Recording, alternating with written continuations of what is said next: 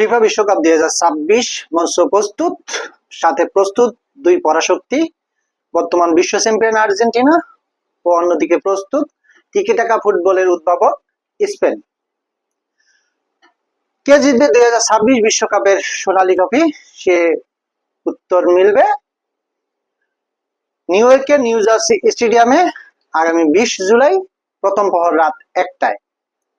সুপ্রিয় দর্শক, এই মহারণের পূর্বে দেখে নেওয়া যাক দুই দলের শক্তিমত্তা। সকল প্রশ্নের জবাব খুঁজবো 4 পয়েন্টে। নাম্বার 1, দলগত পারফরমেন্স।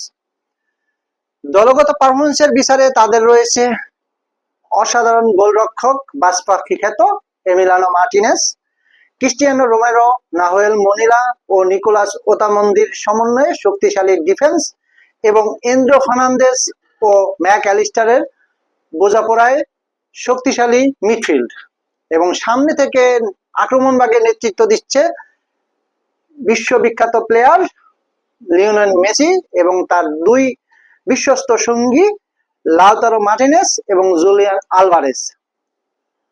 অন্যদিকে স্পেনের শক্তিমত্তা কোথায়? স্পেনের রয়েছে এই বিশ্বকাপের ক্লিন শিট রাখা গোলরক্ষক উনাই সিমন, সাথে রয়েছে পেদ্রো কুবার্সি ও কুকুরেলা সমন্বয়ে শক্তিশালী ডিফেন্স, এবং রদ্রি, পেদ্রি ও দানি অলমোর মাঝ মাঠের পাসিং, সামনে থেকে নেতৃত্ব দিচ্ছে তরুণ ইয়ান স্টার লামিন ইয়ামাল, সাথে মিকেল ওয়ারজাবাল ও নিকো উইলিয়ামস। নাম্বার 2, মুখোমুখি লড়াই। আর্জেন্টিনা ও স্পেন বিশ্বকাপ মতো আসরে মুখোমুখি হয়েছে মাত্র একবার। 1966 সালে আর্জেন্টিনা সেই ম্যাচটি জয়লাভ করে 2-1 ব্যবধানে। তারপর সর্বশেষ 2018 সালে আর্জেন্টিনা ও স্পেনের মধ্যে ফ্রেন্ডলি ম্যাচ অনুষ্ঠিত হয়। সেই ফ্রেন্ডলি ম্যাচে আর্জেন্টিনাকে 6-1 গোলের ব্যবধানে পরাজিত করে স্পেন। নাম্বার 3, ট্রফি জয়। ট্রফি জয় আর্জেন্টিনা এগিয়ে, তাদের ঝুলিতে রয়েছে 3টি ট্রফি। তারা 1978, 1986 এবং 2022 বিশ্বকাপ জয়ী।